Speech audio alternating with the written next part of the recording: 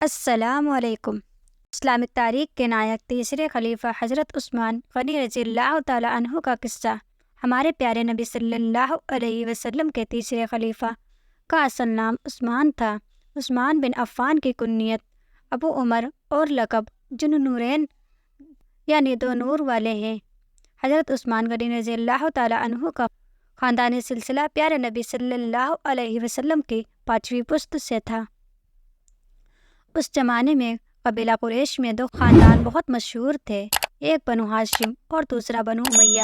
حضرت محمد صلی اللہ علیہ وسلم بنو ہاشم خاندان سے تھے، جبکہ حضرت عثمان غنی رضی اللہ تعالیٰ عنہ کا تعلق بنو امیہ خاندان سے تھا۔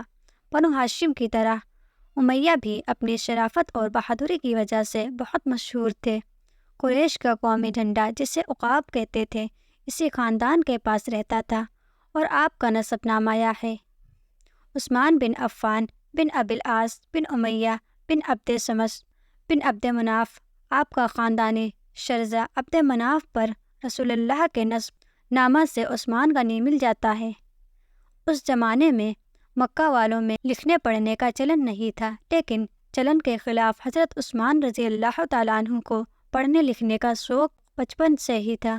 اسی کارن آپ کی گنتی مکہ میں پڑھے لکھے میں ہونے لگی۔ آپ کا تعلق ایک مالدار پریوار سے تھا، اس لیے بچپن بہت ہی ڈھاٹ باٹ کے ساتھ آرام سے گزرا۔ آپ شروع سے ہی نیک، سچے، ایماندار اور دوسروں کے مددگار تھے۔ آپ نے بھی مکہ کے چلن کے مطابق تجارت و بیپار شروع کر دی اور بہت جلد ہی کافی ترقی بھی کی۔ آپ نے شروع ہی میں اسلام قبول کر لیا تھا اور آپ کو آپ کے چچا اور دوسرے خاندانی کافروں نے مسلمان ہو جانے کی وجہ سے بہت ستایا۔ آپ نے پہلے حبشہ کی ہجرت فرمائی، پھر مدینہ منورہ کی ہجرت فرمائی، اس لیے آپ صاحب الہجرین یعنی دو ہجرتوں والے کہلاتے ہیں۔ اور حضور صلی اللہ علیہ وسلم کی دو بیٹیاں ایک کے ایک آپ کے نکاح میں آئی، اس لیے آپ کا لقب جن نورین یعنی دو نور والا ہے۔ آپ جنگ بدر کے علاوہ دوسرے تمام اسلامی جہادوں میں کفار سے جنگ فرماتے رہے۔ جنگ بدر کے موقع پر ان کی جوزہ محترمہ جو حضور صلی اللہ علیہ وسلم کی شہزادی تھی سخت بیمار ہو گئی تھی، اس لیے حضور اکرم صلی اللہ علیہ وسلم نے ان کو جنگ بدر میں جانے سے منع فرما دیا، لیکن ان کو مجاہدینوں بدر میں شمار فرما کر مال غنیمت میں سے مجاہدین کے برابر حصہ دیا اور اجر و ثواب کی خوشخبری بھی دی۔ عمر رضی اللہ تعالیٰ عنہ کی شہادت کے بعد حضرت عثمان رضی اللہ تعالیٰ عنہ کا دور خلافت شروع ہوا اور اب آگے کی کارروائیاں ہوئی۔ عثمان رضی اللہ تعالیٰ عنہ کے دور میں پوری اتری افریقہ فتح ہو گیا۔ حضرت عثمان رضی اللہ تعالیٰ عنہ کی خلافت کے دور کے بارے میں یہ بات لوگوں کے ذہنوں میں بیٹھ گئی ہے کہ شاید ان کے دور میں فتنہ ہی فتنہ تھا، فساد ہی فساد تھا۔ یہ بہت بڑا مغالطہ ہے۔ خلافت راشدہ میں سب سے زیادہ سمے تک عثمان غنی رضی اللہ تعالیٰ عنہ خلیفہ رہے، جہاں عمر رضی اللہ تعالیٰ عنہ 10 سال تک خلیفہ رہے، وہیں عثمان رضی اللہ تعالیٰ عنہ 12 سال تک خلیفہ رہے۔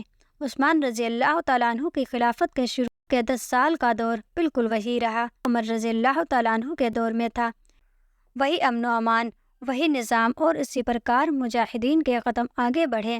حضرت عمر رضی اللہ تعالیٰ عنہ کے انتقال کے بعد دشمنوں نے سمجھا تھا کہ شاید یہ حکومت قائم نہ رہ سکے گی اور بہت جگہوں پر خاص طور پر ایران میں بغاوتیں ہوئیں۔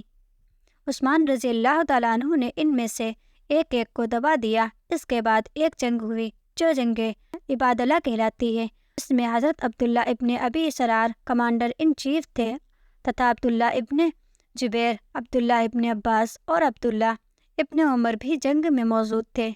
جنگ عبادلہ کے نتیجے میں افریقہ کی قسمت بدلی، رومن سلطنت کے جھنڈے وہاں سے ہمیشہ کے لیے اکھڑ گئے اور اسلام کا پرچم لہرا گیا۔ ایک واقعہ اس طرح پیش آیا۔ حضرت عثمان غنی رضی اللہ تعالیٰ عنہ کا زناکار آنکھیں علامہ تاج الدین سبقی رحمۃ اللہ علیہ نے اپنی کتاب طبقات میں تحریر فرمائی ہے کہ ایک شخص نے راستہ چلتے ہوئے ایک اجنبی عورت کو گھور گھور کر غلط نگاہوں سے دیکھا۔ اس کے بعد یہ شخص امیر المومنین حضرت عثمان رضی اللہ تعالیٰ عنہ کی خدمت اقدس میں حاضر ہوا۔ اس شخص کو دیکھ کر امیر المومنین عثمان رضی اللہ تعالیٰ عنہ نے نہایت ہی پرجلال لہجے میں فرمایا کہ تم لوگ ایسے حالت میں میرے سامنے آتے ہو کہ تمہاری آنکھوں میں زنا کے اثرات ہوتے ہیں۔ اس آدمی نے جل بھون کر کہا کہ رسول اللہ صلی اللہ علیہ وسلم کے بعد آپ پر وحی اترنے لگی ہے، آپ کو یہ کیسے معلوم ہو گیا کہ میری آنکھوں میں زنا کے اثرات ہیں؟ امیر المومنین نے ارشاد فرمایا کہ میرے اوپر وحی تو نہیں نازل ہوتی، لیکن میں نے جو کچھ کہا ہے یہ بالکل ہی کوئل حق اور سچی بات ہے، اور خداوند قدوس نے مجھے ایک ایسی نورانی بصیرت عطا فرمائی ہے جس سے میں لوگوں کے دلوں کے حالات و خیالات کو معلوم کر لیتا ہوں۔ 10 سال بعد ایک فیلہ اٹھا۔ اس فیلے کو سمجھنے کے لیے دوبارہ حضور صلی اللہ علیہ وسلم کے دور میں جاتے ہیں۔ حضور صلی اللہ علیہ وسلم کی پہلا ٹکر مشرکین عرب سے ہوئی، جن کو بعد میں ابو بکر رضی اللہ تعالیٰ عنہ نے کچلا۔ مدینہ میں یہودیوں کے 3 قبیلے آباد تھے، بنو قینقاع، بنو نذیر، بنو قریظہ۔ حضور صلی اللہ علیہ وسلم نے مدینہ آتے ہی ان میں معاہدہ کر لی تھی کہ مکہ والوں نے مدینہ پر حملہ کیا تو مسلمان اور یہودی مل کر مدینہ کی حفاظت کریں گے، لیکن انہوں نے ہر موقع پر وعدہ خلافی کی۔ اس بدعہدی کی وجہ سے پہلے بنو قینقاع پھر بنو نذیر کو مدینہ سے نکال دیا گیا۔ اس کے بعد غزوہ احزاب کے موقع پر جو بدترین بدعہدی بنو قریظہ نے کی، اس کی بڑی سخت سزا انہیں ملی۔ انہوں نے خود کہا کہ ہمارا فیصلہ سعد ابن معاذ رضی اللہ تعالیٰ عنہ کریں گے، ان کا فیصلہ ہم مان لیں گے۔ سعد رضی اللہ تعالیٰ عنہ نے تورات کے حکم کے مطابق فیصلہ کیا کہ ان کے جتنے جوان ہیں قتل کر دیے جائیں۔ یہ بڑی سخت سزا تھی۔ اس کے بعد خیبر، جہاں ان کا اڈا تھا، وہاں سے انہیں نکال دیا گیا۔ اس طرح عرب میں مشرکوں و یہودیوں کا صفایا ہو گیا۔ یہی کارن ہے، یہودیوں میں جلن تھی، انتقام کی آگ تھی، اور سب سے بڑھ کر تو حسد تھی کہ 2000 سال سے نبوت اور رسالت ان کے پاس تھی۔ موسیٰ علیہ السلام سے عیسیٰ علیہ السلام تک 1400 سال میں کوئی ایک لمحہ بھی نہ رہا کہ ان کے بیچ کوئی نبی نہ رہا ہو۔ ایک نبی کی وفات کے بعد دوسرا نبی ان کا خلیفہ بن جاتا تھا، جیسے حضرت داؤد علیہ السلام اور ان کے بیٹے حضرت سلیمان علیہ السلام بادشاہ بھی تھے، نبی بھی تھے اور خلیفہ بھی تھے۔ بنی اسرائیل کو تورات، انجیل اور زبور دی گئی، اور چھوٹے نبیوں کو بے شمار چھوٹے صحیفے دیے گئے۔ بصرہ اور مصر کے سازشی لوگوں نے آپس میں خط لکھ کر خفیہ طریقے سے یہ طے کیا کہ اچانک مدینہ پہنچ کر عثمان رضی اللہ تعالیٰ عنہ سے تلوار کے زور پر اپنی باتیں منوائی جائیں۔ آخر یہ لوگ، ان کی تعداد ہزاروں میں تھی، ایک ہی وقت مدینہ پہنچ گئے اور اس شہر سے 2-3 میل دور پڑاؤ ڈال دیا۔ سب سے پہلے ان لوگوں نے مدینہ کے سب سے بزرگ صحابی طلحہ رضی اللہ تعالیٰ عنہ، زبیر رضی اللہ تعالیٰ عنہ تथा سعد بن ابی وقاص رضی اللہ تعالیٰ عنہ سے ملاقاتیں کی، لیکن انہوں نے ان کا ساتھ دینے سے انکار کر دیا۔ اس کے بعد علی رضی اللہ تعالیٰ عنہ عثمان رضی اللہ تعالیٰ عنہ کی طرف سے باسیوں کے پاس گئے اور ان کے آروپوں کا جواب دے کر انہیں واپس جانے کو کہا۔ ساتھ ہی یہ بھی بھروسہ دلایا کہ عثمان رضی اللہ تعالیٰ عنہ تمہاری جائز مانگوں کو ماننے کے لیے تیار ہیں۔ باغی واپس جانے پر رضامند ہو گئے اور اپنے اپنے علاقوں کی طرف روانہ ہو گئے۔ اس گھٹنا کے کچھ ہی دن بعد مدینہ کی گلیاں گھوڑے کی ٹاپوں اور انتقام انتقام کے نعروں سے گونج اٹھی۔ لوگ گھبرا کر باہر نکلے تو دیکھا کہ مصر باغیوں کی جماعت پھر واپس آ گئی ہے۔ علی رضی اللہ تعالیٰ عنہ نے ان سے واپس آنے کا سبب پوچھا تو انہوں نے جواب دیا کہ ہم واپس جا رہے تھے، راستے میں ایک شخص کو دیکھا جو مدینہ کی طرف سے آ رہا تھا اور بڑی تیزی سے مصر کی طرف جا رہا تھا۔ ہم نے اسے روک کر اس کی تلاشی لی تو اس کے پاس ایک خط برآمد ہوا۔ مصر کے گورنر کے نام تھا اور عثمان رضی اللہ تعالیٰ عنہ کی اور سے تھا۔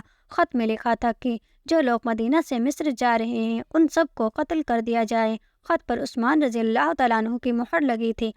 ہم سمجھے کہ ہمارے ساتھ دھوکہ کیا جا رہا ہے اور اس دھوکے کا انتقام لینے کے لیے واپس آئے ہیں۔ جب یہ معاملہ عثمان رضی اللہ تعالیٰ عنہ کے سامنے رکھا گیا تو وہ بڑے حیران ہوئے اور قسم کھا کر کہا کہ نہ میں نے یہ خط لکھا ہے نہ کسی سے لکھوایا، کہ یہ خط عثمان رضی اللہ تعالیٰ عنہ کے مشیر مروان بن رکم نے ان کی اجازت کے بنا لکھا ہے۔ ادھر باغی تو فساد پر تلے ہوئے تھے۔ انہوں نے کہا کہ خط کسی نے بھی لکھا ہو، اس کے ذمہ دار عثمان رضی اللہ تعالیٰ عنہ ہی ہیں، اس لیے انہیں خلافت چھوڑ دینی چاہیے۔ اسی دوران قریفہ اور بصرہ کے لوگ بھی واپس آ کر مصر باغیوں کے ساتھ مل گئے۔ ادھر عثمان رضی اللہ تعالیٰ عنہ نے بول دیا کہ میں تمہاری جائز شکایتوں کو دور کر دوں گا، لیکن تمہارے کہنے سے خلافت کی قمیص نہیں اتاروں گا، کیونکہ یہ قمیص مجھے اللہ نے پہنائی ہے۔ عثمان رضی اللہ تعالیٰ عنہ نے کہا کہ مجھے اللہ کے رسول صلی اللہ علیہ وسلم نے فرمایا تھا کہ اللہ تجھے قمیص پہنائے گا، پھر اسے اتارنے کے لیے لوگ آئیں گے، تو اسے نہ اتارنا۔ میں نہ تو تلوار کے زور پر خلیفہ بنا تھا اور نہ کوئی مجھے تلوار کے زور پر خلافت سے الگ کر سکتا ہے۔ میں رسول صلی اللہ علیہ وسلم کی وصیت کے مطابق آخری دم تک صبر کروں گا۔ ان کا یہ جواب سن کر باغی آگے بڑھے اور عثمان رضی اللہ تعالیٰ عنہ کے گھر کو گھیرے میں لے لیا اور پورے 50 دن تک ان کے گھر کا گھیراؤ کیا گیا۔ 12 ذوالحجہ یا 18 ذوالحجہ 35 ہجری۔ ان باغیوں میں سے ایک بد نصیب نے آپ کو رات کے وقت اس حال میں شہید کر دیا کہ آپ قرآن کریم کی تلاوت فرما رہے تھے اور آپ کے خون کے چند قطرات قرآن شریف کی آیت پر پڑے۔ جنازہ کی نماز حضور اقدس صلی اللہ علیہ وسلم کے پھوپھی زاد بھائی زبیر بن عوام رضی اللہ تعالیٰ عنہ نے پڑھائی اور آپ مدینہ منورہ کے قبرستان جنت البقیع میں دفن ہیں۔ آمین یا رب العالمین۔ جزاک اللہ۔